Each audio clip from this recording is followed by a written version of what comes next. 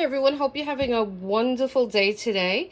This is Phyllis with CreativeDomenica, and I want to review. I'm not going to review it, but I'm going to flip through it. I'm going to kill this because I think it's German. Die Welt Unter Der Lupe, Lande. I have no idea. It has something to do with the land, I think, and I'm not sure.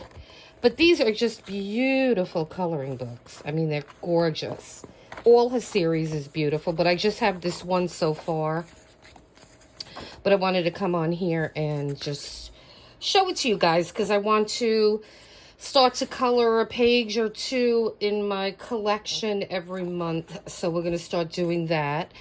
And, yeah. So the the artwork in this is absolutely beautiful.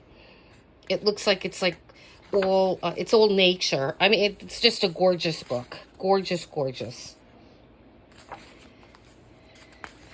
And yeah, so I definitely want to start getting into these coloring books because right now I have a lot of them out because I still want to I just want to flip through a lot of the ones I have left, which is a lot. It's probably close to 100. And so this one is just beautiful. And I'm just going to put the rest of this to music. And you could purchase this on Amazon. That's where I got it, I believe. So I'll leave a link below.